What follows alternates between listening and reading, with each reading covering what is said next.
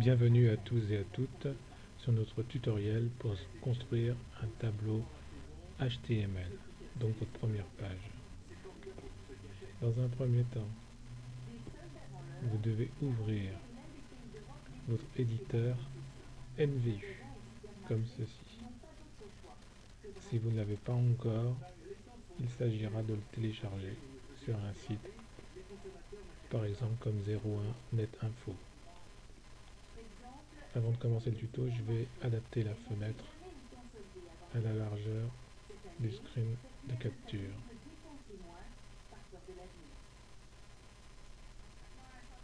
Voilà grosso modo la largeur qu'il vous faudra. Dans un premier temps, je vais créer un nouveau fichier. Donc un document vide, je l'ouvre.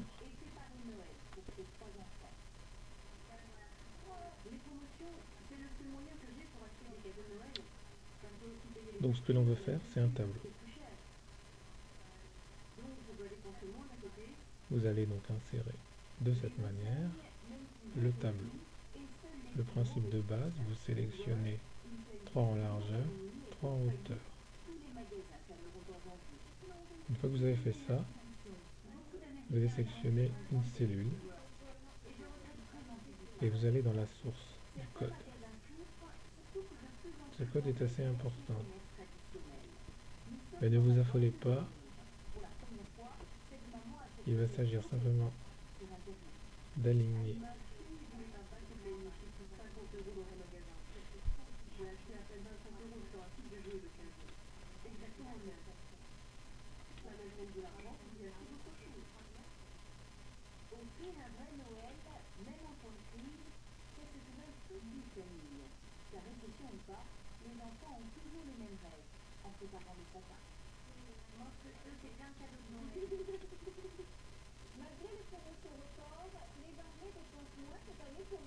mais volontairement j'ai fait la petite manip avant de vous expliquer. Mais la chose à faire, c'est d'aller dans votre code et de reprendre la table et le style.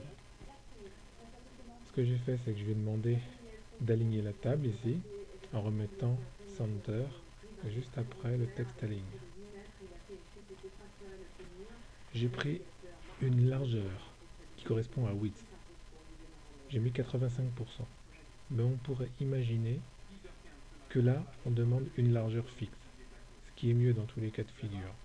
Donc moi, je vous recommande de prendre à peu près 850 pixels, ce qui est à peu près la largeur moyenne utilisée par l'ensemble des utilisateurs, surtout s'ils ont un PC portable qui a un écran assez petit. J'ai mis une bordure simple de 1 qui est classique et qui vous permet d'avoir une trame de traits très correcte. Et le cell spacing, le cell spacing, c'est ce qui correspond à l'espace entre deux cellules. On en reparlera plus tard, mais c'est un point très important pour que votre tableau soit clean et clair. Donc une fois qu'on a fait ça, on va repasser dans la pagination écran. Je clique sur normal tout en bas à gauche. Voilà le tableau en question. Ce que je vous propose, c'est en fait de garder la première zone du haut, c'est-à-dire ça, ça et ça, et d'en faire une seule et même cellule.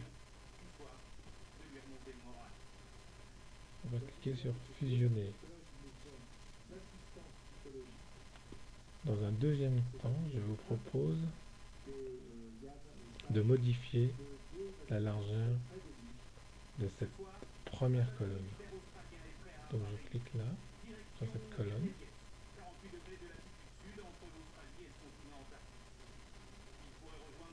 Je fais un clic droit, propriété cellule. Propriété cellule, elle peut effectivement prendre plusieurs dimensions, la hauteur, la largeur, et vous avez ici le nombre de pixels. Donc je coche la largeur et je veux lui donner 150 pixels de largeur. J'applique pour voir ce que cela donne. Voilà le résultat. Je vais faire de même sur la colonne de droite. Droit. Cellule. Alors, 100 pixels. J'applique. Vous appliquez, vous voyez tout de suite le résultat. Donc vous avez vos 3 zones, on va dire. La première zone ici correspond au header. La zone ici correspond au footer. Ici, vous avez votre principal container, colonne de gauche pour votre menu, colonne de droite pour éventuellement de la pub ou un autre deuxième menu. Voilà, on recommence la même manip en bas. Fusionner les cellules sélectionnées. Vous allez donc vous retrouver avec vos 3 zones principales. Ce que je propose, c'est aussi de créer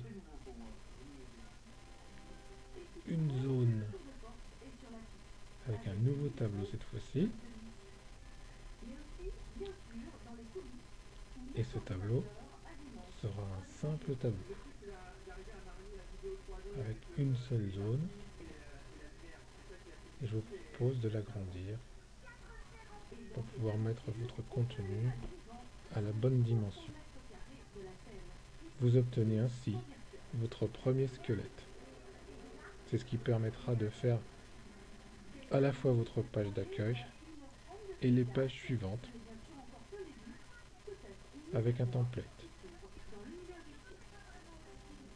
Bon, pour faire un petit truc sympa et joli, je vous propose de faire votre première couleur. C'est simple, un clic droit, couleur de fond, vous cliquez, vous prenez par exemple une couleur orange qui flash un petit peu, qui vous permet de mettre en perspective votre titre.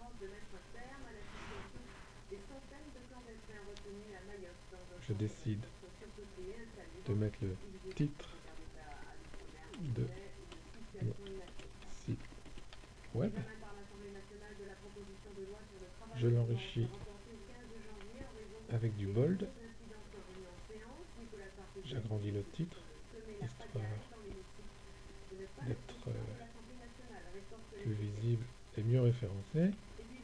Et je n'oublie pas d'enregistrer mon travail. Page de test.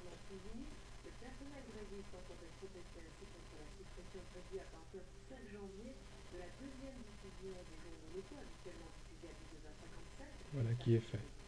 Bon, je vais vous montrer quand même, avant de terminer le tuto, ce que ça peut donner comme résultat une fois que cela est fini. Vous pouvez avoir un résultat comme celui-ci. Voilà.